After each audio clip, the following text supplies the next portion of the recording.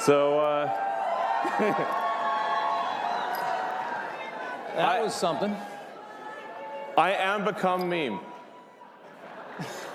Yeah, pretty much. I'm living the meme. It's like there's living the dream and there's living the meme, and it's pretty much what's happening, you know? You're like, I think you're bigger. I mean, Doge started out as a meme. Think about it. And now it's real. Isn't that crazy? It is crazy. But it's cool. Let me ask you this. A year ago, if someone had told you you'd be at CPAC and working with the president to absolutely shred the government, the swamp, whatever you want to call it, would you have ever believed that? No. No? Me neither. But it's cool. This is awesome. And I just want to say, thanks for your support. I mean, you guys are, So, I mean, we're trying to get good things done, but also, have a good time doing it, and, and have, a sense of humor, So, I mean, the left wanted to make comedy illegal, Yeah. Like, you can't make fun of anything. So there's comedy sucks. It's like, nothing's funny. You can't make fun of anything. It's like, legalize comedy. Yeah. Legalize comedy. And we've shifted the entire culture in just the last few months. The whole culture of this country has shifted dramatically just because of that election. Yeah, exactly. Yeah. Freedom of speech, having fun again. It seems like we should have a good time, I mean, it's a great time. Everybody in this place is so excited, and when you talk to conservatives, everybody's happy. Yeah. And everybody feels this great sense of relief because we were going to hell for about 4 years. It really felt bad, especially toward the end. It felt really bad. Yeah, I thought we were sort of heading for a point of no return, really. Yeah. Until that's why it was so essential that President Trump win the election, and that there be a Republican majority in the House and Senate, which, thanks to you, that has been accomplished. Yeah. Yeah. I want to ask you, one of the biggest questions I have for you is, and you've been, politically, you weren't really on one side or the other for a long time. You're a businessman. A lot of people, they stay away from it. Now you're on a side, and you've chosen a side. You're sitting here in a MAGA hat. What's it, how did that happen? What was the moment? It's dark Gothic MAGA. That's a good one. What was there a specific moment? Was there a moment that it all changed? Yeah, when I realized I was a fool. But no, I was, I guess, I'd say I was politically neutral for quite a while. Leaning a little Democrat. How do you go from that to this? Yeah, no, How does that happen? Well, did they go crazy? Yeah, they did go crazy. Yeah, they went crazy. No, I mean, that whole cancel culture and it's trying to stop freedom of speech and infringe upon people's personal freedoms. They just want state control of what you say. They want to, take away your guns. And the reason they want to take away your guns, so there's nothing you do to oppose them. So it's sort of like, we just need to restore the fundamental elements of what made America great, which is freedom and opportunity. Yeah. We're seeing a lot of these freedoms disappearing in the West. It's not just about America. We're all watching Europe and knowing that they're about 50, 100 years ahead of us, right? Because they got an early start. And we're watching how they're devolving. And you're trying to save it from happening here. No, I mean, in Europe, they put people in prison for memes. Yeah. I'm like, that's insane. And they're collapsing. I mean, this society it's a collapsing society. It feels that way. It feels like France was nicer 50 years ago than it is today. Yeah. I don't think you can question that. Yeah. But yeah, I mean, really. Thanks. I love you too. They do love I really just wanted to do useful things, basically build products, provide products and services that are good, and I wasn't really like that interested in being political. It just like there was at a certain point no choice. Yeah. So, yeah. Well, can I ask you what, on the same side of that coin, what's it like from going neutral to being vilified, largely vilified by the media? Like you're what? No. Really? I mean, you turn on some of these channels, brother. I mean, they're angry at you. Does it bother you at all? Does it get to you? Yeah. I mean, when they're chanting for my death, I suppose that's a little, Not good. But then, like, the song's not even that good, and it's like you call that a death chant? That's nothing. Please. They've been singing a lot lately. It's not even good music. There's a lot of music lately. It's not good music either. Yeah. Yes. I would say that watching what you're doing with Doge is just people love it. I mean, I've always looked at the government and. I've always looked at the government and I've seen this big machine and you just know that they waste because they don't care. There's more money coming, they don't care. Yeah. You're cutting all this out. Everybody in this country knows that the government is full of waste, fraud, and abuse. And you're doing the work and the Americans love it. Watching their reaction politically to this, I can't believe how bad they are at responding to this. I don't know how you're gonna sit there and scream and complain because they're cutting waste out of the government and try to win another election. How do you try to win on that? Well, at this point, I'm not sure how much of the left is even real.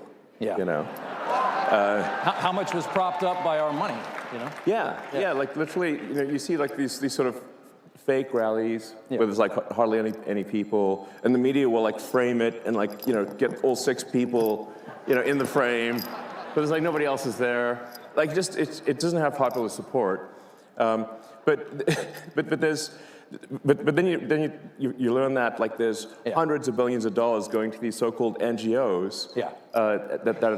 And it's your tax dollars that are funding things that are fundamentally anti-American. And they're propping up their narrative. Yes. A lot of that government money has been propping up a left that I don't think is as strong as they made it seem. In fact, a massive amount of your tax dollars is going to legacy media companies. Yes. Directly from the government. The government wants to take over media. Yeah, it's terrible. Yeah. That's why we have X. Yeah, and that's why you spent $44 billion. I mean, that's a lot of money. I mean, more than it was probably worth. But there was a message. Freedom is priceless. Priceless. Yeah. Probably one of the most important investments this country's ever seen. If you got to protect the First Amendment, it's not much more important than that. Yeah, I mean, I got a lot of criticism, and people said, well, that proves he's a huge idiot from he voted for whatever, $44 billion, and now it's worth like 8 cents. And it's not worth 8 cents.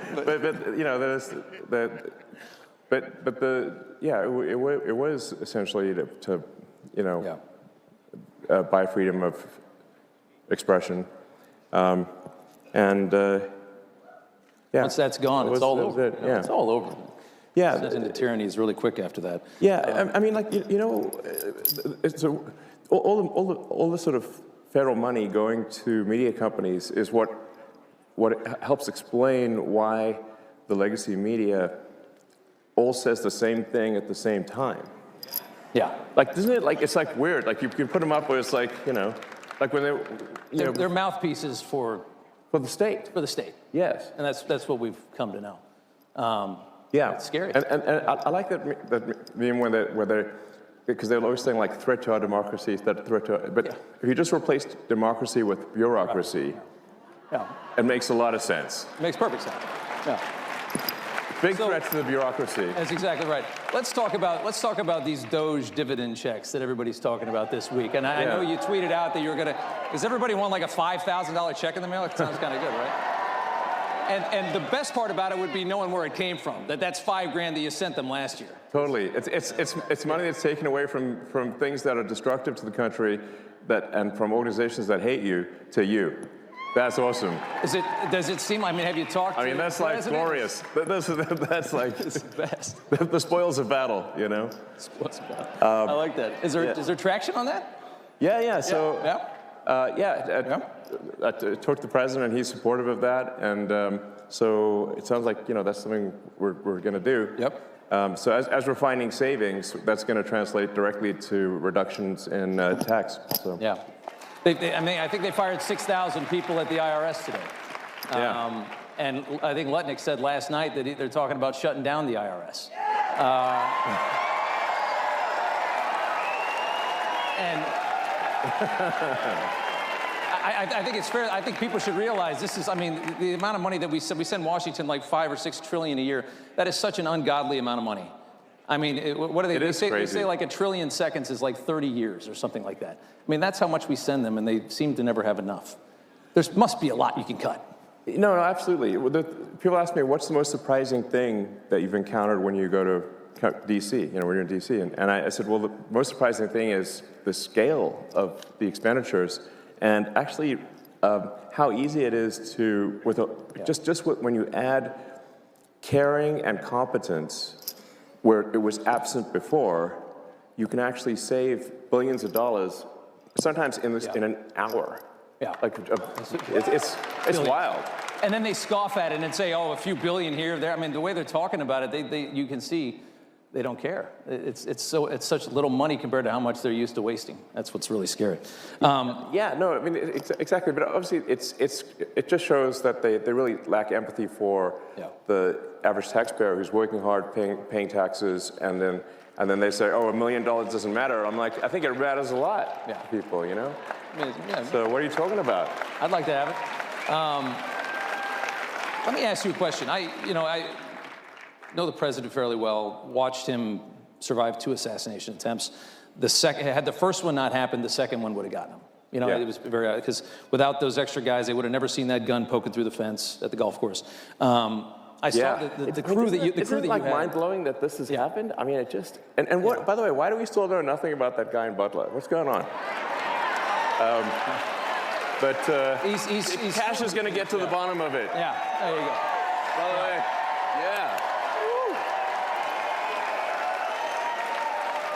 Confirmed just a couple hours ago, but I saw that the security detail that you had come in is enormous. Well, it's not that enormous. Maybe it should be bigger. I don't know. I think you could probably afford it. But I mean, how concerned are you about your safety? I mean, you are a wanted man. Are you nervous? So, look, I'm open to ideas for improving security, I have to tell you. I don't actually have a death wish, I think. It's not that easy. I mean, but I have I've had even people like President Bukele from El Salvador who managed to put in prison 100,000 murderous thugs. And he was like, he called me, he's like, I'm worried about your security. I'm like, you're worried about my security? I'm like, what? Okay. That's, I mean, talk about guts to do that down there. I mean, yeah, totally. And survive. I was like, how did you put all those thugs in prison without dying? Because it seems like that would have been not easy, Well, there's the president has, one of his top attorneys is now investigating, I guess, Chuck Schumer for threats against SCOTUS, a congressman on the Democrat side, for saying, basically saying we're going to bring a war to you, like a fight to you. I mean, the rhetoric. You guys are screwing with things that are not supposed to be messed with.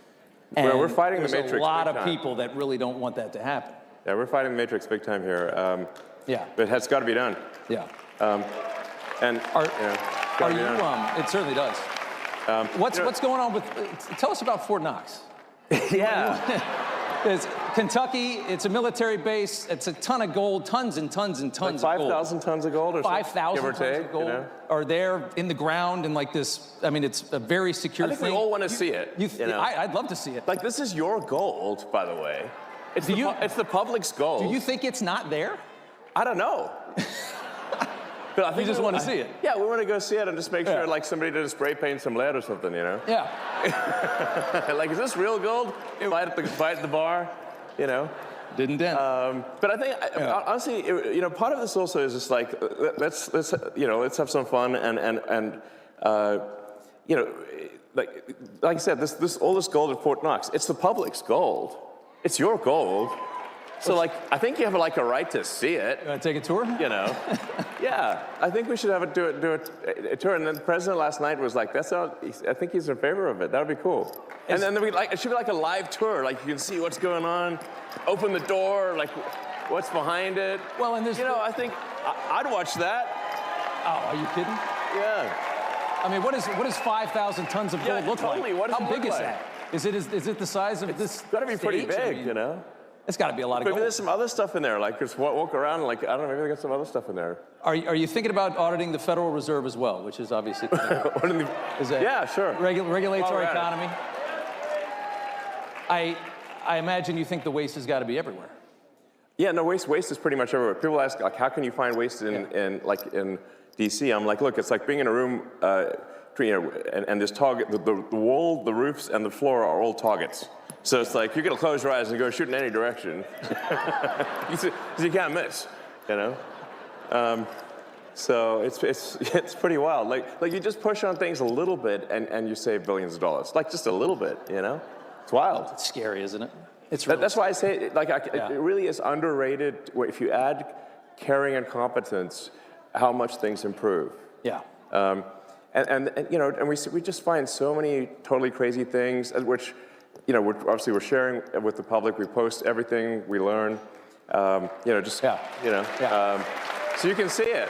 You know. What do you? I mean, and like, it's like, isn't it like it's totally wild? Like we just did like check the database on Social Security. Like it says how many alive Americans eligible for Social Security are there? And according to the database, it's over 400 million. And we're like, wait a second.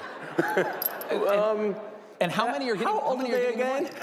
Yeah. And then like we found like one person in there is like 360 years 360. old. I'm like, what, they know Ben More than 100 Franklin years or before the something? revolution. I mean, you know, America didn't exist before at that time. Like so. Yeah, we were colonies. You know, maybe it's just me, but I think it's a red flag. I don't know. But are there indications that there were checks going to those people or any of those people? Well, yeah. That's, I guess, the question, right? I mean, I get the Social Security Administration is dumb, but are they paying these people? Are they that dumb? I don't know. A bunch of money is going out from the Social Security Administration, and in fact, from all entitlements programs. $72 billion in waste in like 7 years. That's $10 billion a year. Well, I think the fraudulent payments. The rough estimate from Government Accountability Office is over $500 billion of fraud a year. $500 billion. And how long at a time? Per year. Per year? On Social Security? No, on all... on all government. On all entitlements. All entitlements. All entitlements, yeah. It sort of actually makes sense when you look at the thing from a top level and say, like, okay, there's $7 trillion of spending by the government. What percentage do you think is fraudulent? Okay, exactly. Like a conservative estimate of the $7 trillion would be 10%. Conservative. Probably a little higher than that, yeah. Exactly. Feels like a quarter out of every dollar, right? But if the fraud's only 10% of $7 trillion, you've got $700 billion of fraud. Yeah. And by the way, it's like really easy to take advantage of the federal government. It's very easy. Very easy. Look at COVID. Yes. Everybody got rich during COVID. I mean, look at all these scammers. I mean, it's unbelievable. It looks like, in terms of the COVID payments, there was something like $200 billion of COVID payment fraud taken by fraudsters out of the country. Out of the country, yeah. That's like I think, listen, if there's going to be fraud, it should at least be domestic. Yeah. So, you know. But they managed to get $200 billion out of the country. I'm like, what? Didn't we notice that? Let me ask you, let's do immigration here for a second. You know, there's this move now that Trump's latest thing is that he's going to cut funding, any kind of money that ends up in the hands of illegal immigrants. So if you're funding these sanctuary cities and states, that's how they thrive, right? They're paying for these hotels. That's all federal money. If you got a hotel in your city, in New York, you got all these hotels full of migrants, that's not state money. That's the feds are covering that. He's going to cut all that. It's really hard to deport 15 million people. And it seems like the move now is, let's see if we, especially at the rate that we're going, it seems like the move now is, let's make it so that they leave on their own. If there's no longer a dole system for them, if they can't get their hands on hotel rooms and money, they're going to go back, especially if there's no work. Well, I think it's really important for people to understand that the Biden administration sent any possible money that they could if there was money they could send to facilitate and amplify illegal immigration, they sent it. Okay, they took money from FEMA meant for helping Americans in distress and sent that money to luxury hotels for illegal immigrants in New York. That is an outrage. Yeah. They actually did that. And not only that, even after the president signed an executive order saying it has to stop, the FEMA, the sort of whatever deep state bureaucrats still pressed send on $80 million last week to go to the Roosevelt Hotel in New York and other places last week. And now they're mad that it got stopped, and they're like trying to sue to have it be restored. It's like the gumption is unreal. You think they're creating a new voter class? Would you think that was the goal when they opened up the borders for 4 years? Create a new voter class, get them citizenship, get them in, green cards, vote. A lot of these things, like you don't actually have to assume some grand conspiracy. You just need to look at basic incentives. Who benefits? So if the incentives, fundamentally, if the probability that an illegal is going to vote Democrat at some point, whether it's cheating, but eventually they can become citizens. But if the probability is like 80, 90%, you just look at California, which is supermajority Dem, and then the incentive is to maximize the number of illegals in the country. That is why the Biden administration was pushing to get in as many illegals as possible and spend every dollar possible to get as many, because every one of them is a customer, every one of them is a voter. Yeah. So the whole thing was a giant voter importation scam. Pretty obvious. Very obvious. Yeah. And then moreover, they actually created the CVP1 voter app thing, where they were, which is like where they would literally fly people in. It's not like like at the point at which people are being flown in at your expense. Sending planes, like building a wall up, doesn't fly matter. them over the border. Yeah, they're literally flying them in. No other country in the world would do something like this. Nobody is this stupid. Yeah, and then we found that it was like a $100 million contract given to some guy in London, actually, oddly enough, for the CVP1 app. So they're flying illegals into the swing states. Yeah. And if you've got like a margin of victory of maybe 20,000 people, and you fly 200,000 illegals into that state, it's not going to be a swing state for long. Change the numbers eventually. Maybe in 4 or 8 years, you're talking about perpetual It's just a matter power. of time. It's a long game. It's just a matter of time. Yeah. So it might take like a year for an asylum seeker or something to get a green card, and then 5 years for the citizenship. It's an investment that is guaranteed to pay off. Yeah. Just a question of when. They all remember who brought them in and who left them here. Exactly. Exactly. I want to go back. I want to talk about Biden. This is a big deal. Like I think a lot of people don't quite appreciate that this was an actual, real scam at scale to tilt the scales of democracy in America. It's treason. Treason. Yeah. One more Biden question. I remember when they would do the electric car stuff, they would always try to box you out, even though you have the only electric car anybody wants. You said, I think this week, that you think that Biden left these astronauts up in space because he didn't want to give you an opportunity to save them, make NASA look bad, make the private sector look better, make you look good. You believe that? Yeah, no, absolutely. So, of course. I kind of agree. Why would he want to let you help them come down when you're supporting the president? The Biden administration was attacking me next level. Yeah. The Department of Justice, or Injustice under the Biden administration, was, they were suing SpaceX. They're suing SpaceX for not hiring asylum seekers. And we're like, but it's actually illegal for us to hire asylum seekers because rocket technology is covered under ITAR rules, which means it's an advanced weapons technology. Yeah. And so we can only hire permanent residents or citizens. Right. So we're damned if we do, damned if we don't. And we said, how can they sue us for not hiring asylum seekers when it's actually illegal for us to do so? Yeah. But nonetheless, there was a big Department of Justice or Injustice case about this against SpaceX. So obviously it was an antagonistic situation. And those astronauts were supposed to be up there for 8 days, and now they're up there for 8 months. Does that make any sense? And we obviously could have brought them back sooner, but they didn't want anyone who supported President Trump to look good, basically. Yeah. That's the issue. A lot of them are saying right now that the reason that you want to get into Social Security, that you want to get into all of these different, into Treasury and things like that, is that you're looking for personal information and you're trying to make more money. Yeah. I've never met anybody as rich as you that cared less about money in my life. Every time I hear a story about you, you're sleeping on a couch of some other guy in a city that you could buy the entire thing. Yeah, I don't think you care about money, do you? No, actually, I mean, listen, like, if I steal some Social Security, I can finally buy nice things. Yeah. You know? And on that same question, they're also talking about you guys are going to end Social Security, you're going to end Medicare, you're going to end these things. I don't imagine that conversation has been had with the president, and that's the plan. No, in fact, the actions that we're taking with the support of the president and the support of the agencies is what will save Medicare, what will save Social Security. Yeah.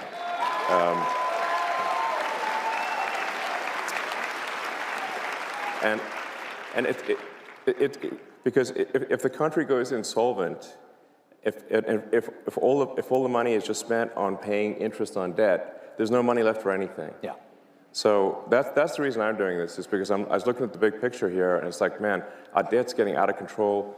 The interest payments, the interest on the national debt now exceeds the entire Defense Department budget. It's $1 trillion a year in Yes. interest. Just to carry the money that we owe is $1 trillion a year. Yes. That is unbelievable. And rising rapidly. So like, I mean, a country's no different from a person. Country overspends, country goes bankrupt. Same as a person who overspends goes bankrupt. So it's not like optional to solve these things. It's essential. So We're going to go bankrupt. yes, We are. Couple minutes left here. Russia. There's a huge push from this administration. yeah. People like sometimes like to end this war. Say like, Yeah. you know, I'm a bought asset of Putin. Yeah. I'm like, he can't afford me. Yeah. I think you're worth more than Russia. Think about it. So, you're trying to end a war. Ending a war always means you have to compromise, you have to negotiate with an enemy or an adversary. That's just what it is. And right now, they are lambasting the president for trying a different method to a war that they haven't been able to end for 3.5 years or 3 years. Yeah. They're saying Trump's blaming Zelensky for the invasion. How do you process all of the negativity toward him for trying to end this war? Well, first of all, I think we should have empathy for the people dying at the front lines. That's the most important thing. And people have been dying, you know, it's like, how many more years is this supposed to go on? Yeah. And imagine if that was your son, your father, what are they dying for? Yeah. What exactly are they dying for? That line the line of engagement has barely moved for 2 years. Yeah. There's a whole bunch of people dead in trenches for what? And I'll tell you what for what. It's like for the biggest graft machine that I've ever seen in my life. That's for what. It's unreal. Like the amount of money that is being taken in graft and bribery is disgusting. And so what's actually happening is that those poor guys are getting sent into a meat grinder for money. That's what's actually going on. Yeah. And it needs to stop. And it seems, Trump is so pragmatic on this. He's just looking at it and he's saying, it's Ukraine, it's not our country, it's not a NATO ally. I just want to see people not dying. I want to see on both sides. Think about how so many young men have died in Ukraine that the army is starting to age out. The military is aging out. You got 40 and 50-year-old guys fighting in a war because there's nobody left that's not killed or maimed in their 20s. Yeah. That's the reality of it. Think about how many people that is. If you're a humanitarian at all, you just got to end the war. No matter what. Just get it over with. Yes, they need to stop dying. Yeah. And the grift machine's got to stop, you know. So, and I think people, a lot of people out there don't realize, like, the president has a lot of empathy. He really cares. Yeah. You know, he's a good he's a good man. So I got one more for you. I've been fascinated by you for a very long time. thanks. I've never seen anybody that can, do so many things at the same time. I mean, you've got the rockets, you got the cars. I've always wanted to ask you, what is it like inside your mind? Like, is it just 1,000 miles an hour? I mean, are you? Yeah. Is it just not? I mean, does it ever stop? Do you sleep? How much do you sleep? What's? Paint us a picture of inside of the mind of a genius. Like, how do you do all this? Can you answer that question? It's not an easy question. Yeah. I mean, my mind is a storm. Yeah. So, Yeah. it's a storm. But I mean, let me maybe tell you something. Like, you didn't ask the question, but I think it's worth kind of nonetheless maybe just elaborating on something, which is, I grew up in South Africa, but my morality was informed by America. I read comic books, played Dungeons and Dragons, and I watched American TV shows, and it seemed like America cared about being the good guys, about doing the right thing, and that's actually pretty unusual, by the way. Yeah. It's like In the world, it's very unusual. Yeah, it's not like actually. Most countries don't do that. No, they don't. No. And so I was like, yeah, you want to be this good. You want to be on the side of good. You want to care about what's right, yeah. So that's Yeah. what I believe in. So. I gave you a tough one at the end. Yeah. So, yeah. That's great. That's great. Elon Musk. All right, you're the thank man. you. Thank you so much. All right. I appreciate it. All right, thank you.